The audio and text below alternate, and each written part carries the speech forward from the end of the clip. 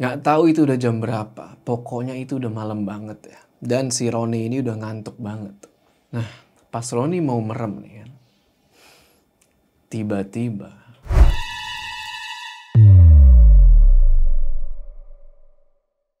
Assalamualaikum teman-teman, balik lagi sama gua Aju. Apa kabar kalian semua? Semoga kalian semua menonton video ini diberikan kesehatan, dilancarkan rezeki, dan selalu dimudahkan urusan-urusannya, dan selalu seperti biasa ya dilindungi dari segala mara bahaya yang ada di dunia ini. Yes, kembali lagi di pendakian horormu. Kita udah lama banget nih nggak bahas tentang pendakian horor ya. Dimana di segmen ini gua akan nyeritain pendakian kalian yang bisa dibilang mungkin aja nih bakalan bikin gue pensiun naik gunung. Kali ini ada cerita dari teman kita nih, namanya Roni, asal dari Bandung. Dimana dia ini mau cerita tentang pengalamannya dia sewaktu mendaki ke Gunung Ciremai via Linggarjati sama 3 orang temennya. Nah, cerita ini ya menimbulkan beberapa pertanyaan. Karena ada beberapa hal yang gak bisa dijelasin secara nalar. Nah, soalnya kan kayak gimana ceritanya? Tonton video ini terus. Bagi kalian yang ingin berbagi cerita lewat channel ini, kalian bisa kirimkan cerita kalian ke email di bawah ini ya. Ya udah ya, nggak usah lama-lama lagi. Udah siap? Mode horor aktif. Tahun 2017, tepatnya bulan Agustus, lupa tanggal berapa. Pokoknya habis 17-an lah ya, habis hari kemerdekaan. Mas Roni lagi asik-asik nongkrong di kampus nih kan. Lagi mau makan bakso ceritanya. Tiba-tiba datang nih si Ahmad. Si Ahmad ini ngajakin ngobrol-ngobrol sambil makan bakso nih. Ngobrol-ngobrol-ngobrol. Ternyata si Ahmad ini mau ngajakin piknik. Karena katanya dia ini lagi jenuh sama suasana kampus, suasana keluarga, lingkungannya, pokoknya lagi jenuh aja lah. Muncul lah nih wacana-wacana kan. Awalnya Roni ini ngajakin Ahmad buat pergi ke Telaga Biru yang ada di Kuningan. Tapi Ahmad nolak, katanya udah pernah. Ya udah, akhirnya dirembukin lagi nih kan mau kemana. Akhirnya Ahmad ngasih saran nih, gimana kalau ke Gunung Ciremai. Di situ Roni langsung mikir, iya juga ya, udah lama nih nggak muncak. Ya udah, akhirnya dia iyain ajakannya si Ahmad itu. Lagi pula mereka berdua ini udah naik gunung sebelumnya, jadi ya bisa dibilang udah bukan pemula lagi lah. Udah tahu gambaran gimana sih di gunung itu. Lalu Ahmad ngusulin nih buat ngajak teman-teman yang lain lagi biar agak rame lah, biar asik gitu. Nah, lagi enak-enak nambukan gitu, siapa yang mau diajakin kan? Datang nih 2 orang temennya lagi. Sebut aja namanya Ica sama Hana. Pas banget, si Ica di situ bilang, "Woi, gabut nih, jalan kayak kemana gitu." Di situ mereka rembukan lagi dan akhirnya sepakat nih, kalau mereka berempat nih bakal naik ke Gunung Ciremai itu di hari Jumat. Karena pas banget di situ ada libur. Nah, liburnya itu sampai Minggu, pas lah 3 hari 2 malam. Singkat cerita, udah siap semua segala macam. Mereka ya nyiapin perlengkapan lah, peralatan pendakian sama logistik-logistik. Tibalah nih hari keberangkatan, hari Jumat. Semuanya udah pada kumpul nih di rumahnya Hana. Kenapa milihnya di rumahnya Hana? Karena rumahnya Hana ini bisa dibilang ya ada di tengah-tengah lah, di antara rumah teman-teman yang lain. Jalanlah mereka nih menuju ke base camp Linggarjati. Di perjalanan ke base camp ini nggak ada hal yang aneh-aneh, normal. Sampai di base camp ya kayak biasa. Ngapain sih kita pendaki kan? Ngurusin maksi, beresin lagi perlengkapan, baru abis itu naik. Dimulai nih pendakian. Mereka berempat mutusin buat naik ojek sampai ke pos 1, pos Cibunar. Emang ada jasa ojek di situ. Nah, di pos Cibunar ini ada warung. Dan mereka beli tambahan logistik. Kelar istirahat sebentar, mereka lanjut jalan lagi nih ke pos selanjutnya. Formasi barisan di sini tuh Ahmad paling depan, jadi leader, buka jalan dia. Di belakangnya ada Hana, terus Ica, terakhir Roni paling belakang, jadi sweeper. Pendakian awal itu ya bisa dibilang asik-asik aja gitu. Mereka bercanda-bercanda, mereka ngobrol-ngobrol, mereka cerita-cerita lucu, kayak normal, tapi pas lagi asik-asik bercanda gitu, mereka spontan berhenti karena tiba-tiba ada suara. Hati-hati di perjalanan, jaga lisan, jaga sikap, jaga sopan santun. Kalau capek, istirahat. Itu mereka berempat denger. Sontak langsung pada noleh kan ke arah sumber suara itu. Tapi nggak ada siapa-siapa. Udah nengok kanan, kiri, atas, bawah, nggak ada orang. Pendakian waktu itu bisa dibilang sepi lah gitu ya. Roni nyoba buat mikir positif nih. Dia nggak mau bikin teman-temannya panik. Dia bilang, mungkin itu suara pendaki dari bawah. Walau sebenarnya nih ya, dalam hati Roni ini ragu kalau itu suara dari pendaki yang ada di bawah. Soalnya itu suara persis ada di belakang dia. Persis banget. Oke lah, nggak mau berlama-lama. Mereka berempat ngelanjutin lagi perjalanan. Berapa lama naik nih, naik. Tiba-tiba Ica teriak. Aduh, kaki gua. Cak, lu kenapa? Kaki gua kayak ada yang narik ke bawahan. Di situ Roni langsung ngecek kakinya Ica dong. Pas dicek, nggak kenapa-napa kakinya Ica. Nggak ada lecet atau apa. Ahmad bilang, mungkin cuma keseleo aja kali itu, kecengklak ya kan. Ya udah, akhirnya mereka mutusin buat istirahat sebentar di situ. Sambil dipijet-pijet tuh kakinya si Ica. Sampai Ica ini bisa jalan lagi. Karena ngerasa udah terlalu lama berhenti nih, Ahmad langsung nyuruh buat jalan lagi. Takutnya kemalaman nanti pas sampai di pos kondang Amis. Mereka semua setuju dan ngelanjutin perjalanan. Singkat cerita, akhirnya mereka sampai juga nih di pos kondang Amis. Hari udah mulai gelap tuh, dan mereka mutusin buat bermalam di situ. Sebenarnya mereka nggak yang kayak ngejar banget mesti sampai puncak. Mereka lebih milih tuh buat kayak ya jalan pelan-pelan sambil nikmatin pemandangan di sepanjang perjalanan. Oke, Ahmad sama Roni ngedirin tenda. Ica sama Hana masak-masak tuh. Singkat cerita, jadilah nih tenda. Sama makanan udah siap nih buat dihidangin. Di pos kondang Amis itu ada beberapa tenda. Kalau nggak salah itu ada sekitar 3 tenda. Nah, pas mereka berempat lagi asik-asik ngobrol nih sambil mau makan kan. Tiba-tiba si Ica ngeluh lagi. Kali ini perutnya sakit. Hana langsung inisiatif tuh, ngeluarin minyak angin terus diolesin ke perutnya si Ica. Roni bingung tuh, kenapa perutnya si Ica ini bisa sakit. Nanyalah dia. Cak, lu sakit perut? Mau BAB? Enggak, Ron. Tapi perut gue sakit banget. Wah, perut sakit kan? Tapi nggak pengen BAB. Apa jangan-jangan si Ica ini datang bulan? Kelar makan tuh, Hana sama Ica masuk nih ke dalam tenda cewek. Roni sama Ahmad di depan tenda mereka tuh. Jadi ada 2 tenda nih.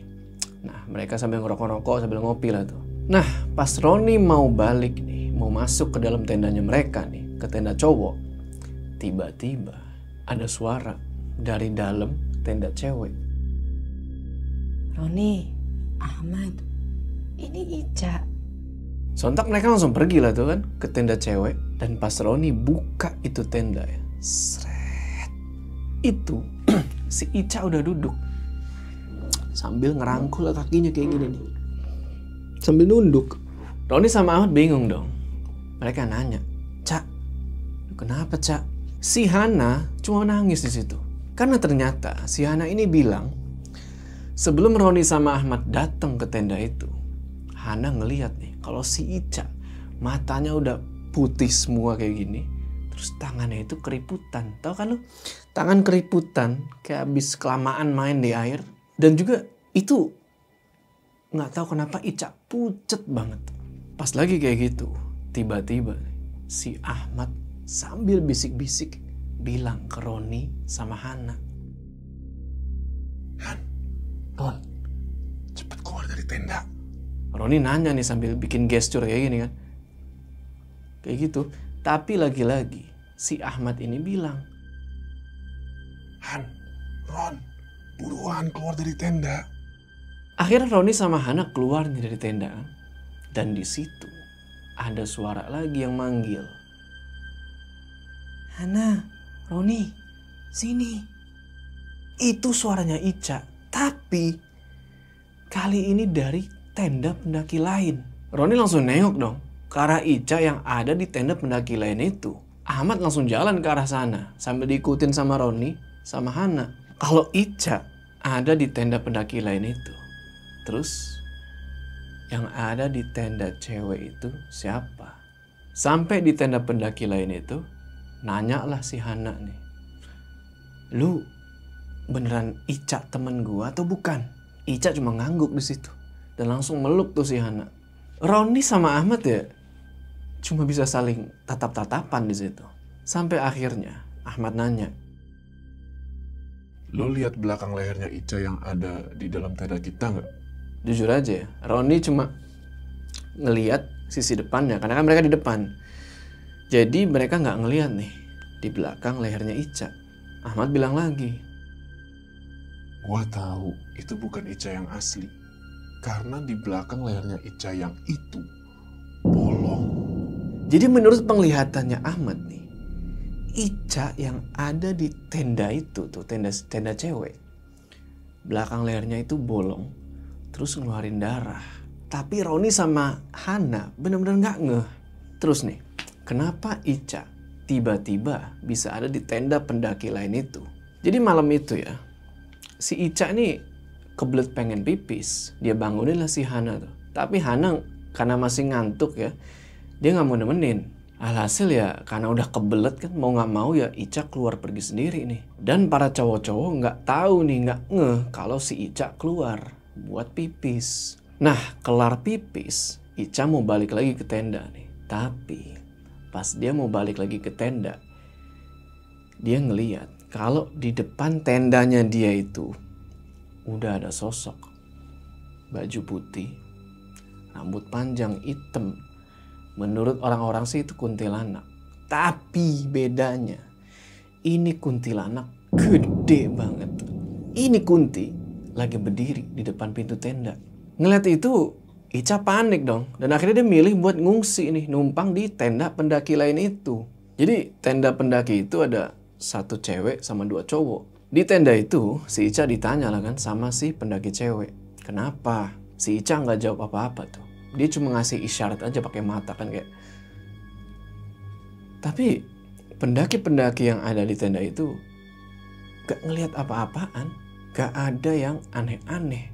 Akhirnya karena bener-bener ketakutan, jadilah Ica numpang sementara di tenda pendaki itu. Itu dari sudut pandangnya Ica. Nah, kalau dari sudut pandang Hana nih. Jadi kan inget kan kalau sebelumnya si Ica ini kan sakit perut kan. Diusapin lah perutnya si Ica itu kan pakai minyak angin sama si Hana. Nah pas Hana mau bikinin si Ica ini teh anget, tiba-tiba si Ica ini langsung megangin tangannya Hana sambil bilang, "Gak usah, aku baik-baik aja."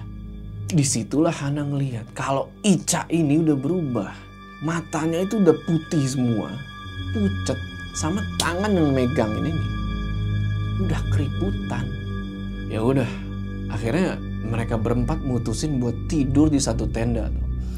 Karena ya kasihan juga nih cewek-cewek kan pada ketakutan. Balik lagi nih ke tendanya si mereka nih, tendanya si Roni dan kawan-kawan. Jadi pas di dalam tenda itu, Ica tidur di pojok sebelah kanan. Sampingnya itu ada Hana, sampingnya lagi Ahmad, pojok kiri itu Roni. Nggak tahu itu udah jam berapa, pokoknya itu udah malam banget ya. Dan si Roni ini udah ngantuk banget. Nah, pas Roni mau merem nih kan, tiba-tiba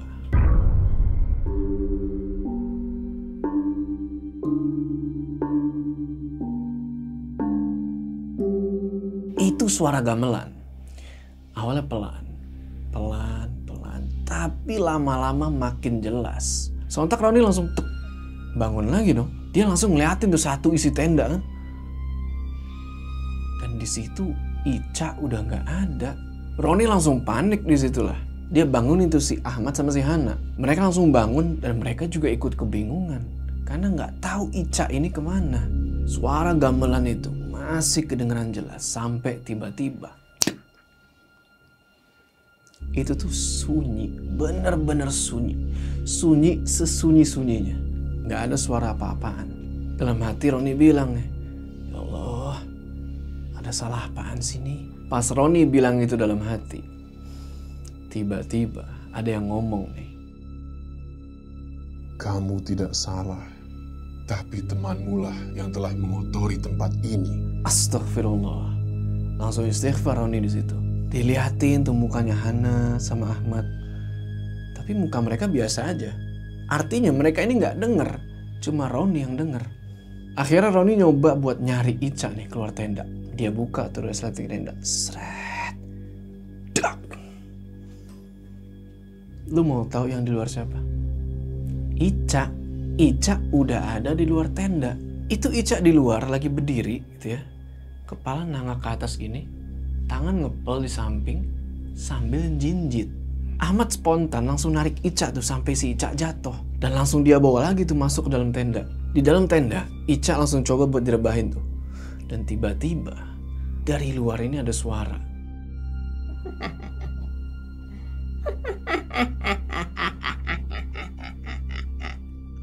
Hani langsung meluk si Ron itu sambil nangis-nangis dipeluk tuh.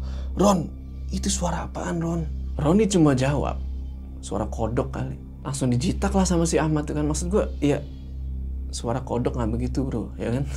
Kalau mau nyari alasan tuh yang lain, yang lebih masuk akal gitu. Bukan kodok gitu ya. Tapi ya udahlah, Roni cuma nyengir-nyengir aja tuh sambil garuk-garuk kepala kan.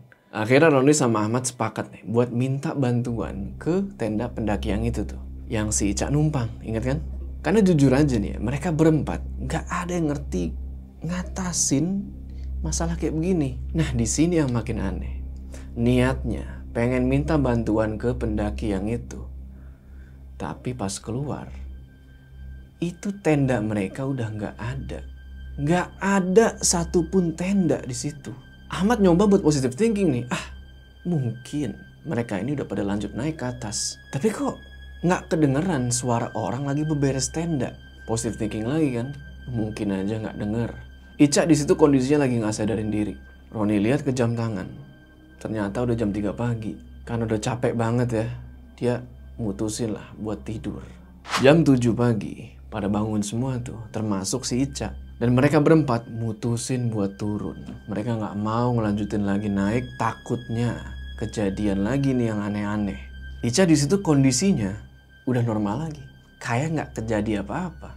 Habis sarapan segala macam mereka beberes tenda. Dan mereka mulai turun. Formasi barisan sama kayak tadi pas naik. Ahmad paling depan, Roni paling belakang. Turun. Di tengah perjalanan. Tiba-tiba Ahmad yang paling depan ini bilang, dengar sesuatu nggak? Serentak yang lainnya bilang enggak dong. Karena ya emang nggak kedengeran apa-apa. Yang mereka denger cuma langkah kaki mereka doang tuh. Terus Ahmad bilang, ada yang nyanyi di barisan belakang, itu siapa? Gak ada Mat. Jangan angkutin apa. Kita absen ya. 1, 2, 3, 4. 5. Wih, ada 5. Siapa itu 5? Ahmad langsung nanya. Ron, lu paling belakang kan? Iya Mat. Berarti gak ada orang kan di belakang lu? Jelas nggak ada. Kan gue yang paling belakang. Ya udah, kita sholawat yuk, baca doa. Lanjut tuh turun lagi, bodo amat lah kan tuh siapa orang kelima. Lanjut turun ke base camp. Dan alhamdulillah nih, sekitar jam 11 siang sampai juga mereka di base camp. Dan di base camp itu ada 3 pendaki yang waktu itu yang tendanya ditumpangin sama Ica. Roni langsung samperin dong.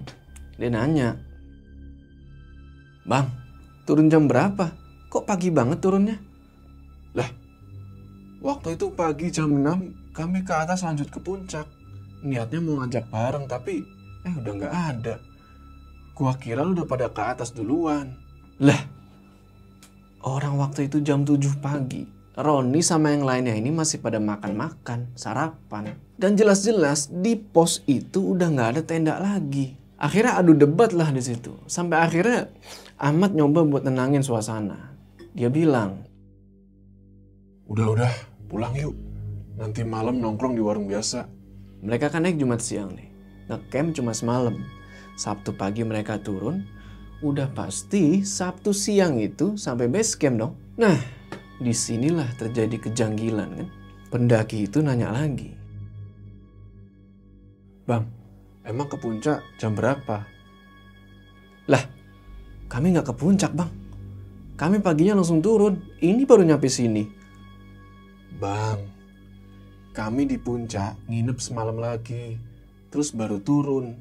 Kami 2 malam di atas. Tapi kenapa saya dulu yang turun baru abangnya? Padahal kan abangnya cuma semalam katanya. Makin bingung lah mereka berempat. Ahmad coba buat jelasin lagi kalau mereka ini beneran naik itu Jumat siang, turun Sabtu pagi, dan mereka baru sampai base camp itu ya Sabtu siang itu. Tapi pendaki itu bilang kalau itu udah hari Minggu. Hana nggak percaya dan bilang, ini Sabtu bang. Pendaki itu akhirnya bilang, ya udah, kalau nggak percaya, coba tanya ibu warung. Pergilah mereka ke si ibu warung itu dan nanya, bener aja.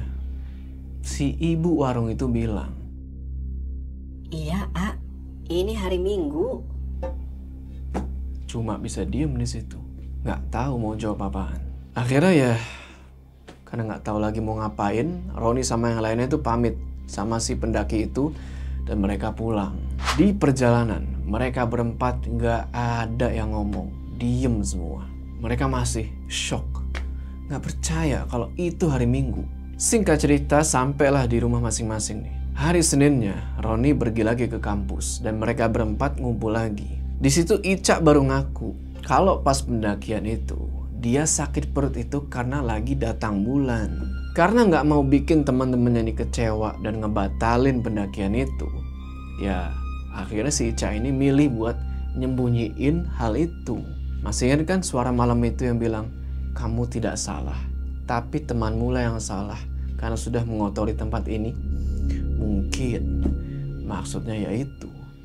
Oke teman-teman, gimana tuh tadi ceritanya? Tulis pendapat kalian di kolom komentar ya.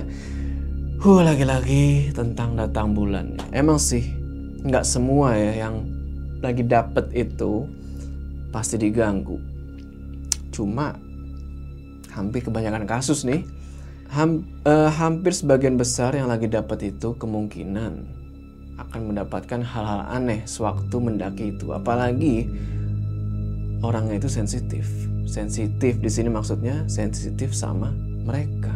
Karena nih ya menurut pengetahuan gue ya, makhluk-makhluk itu tuh tertarik sama orang yang lagi dapet. Karena orang yang lagi dapet ini bisa dibilang lagi kotor gitu lah. Jadi ya mungkin kalau yang lagi dapet bisa dipikirin ulang kali ya kalau buat mendaki. Tunggu sampai dapatnya selesai gitu baru naik. Karena asal lo tahu aja ada beberapa gunung nih yang ngelarang orang lagi dapet itu naik. Karena ya itu mungkin sudah banyak kasus. Oke, sebelum kita berpisah jangan lupa kalian like video ini, dan bagi yang belum subscribe, ayo subscribe sekarang ke channel ini supaya kalian gak ketinggalan cerita-cerita horor selanjutnya. Gua Jo, sampai ketemu di cerita selanjutnya.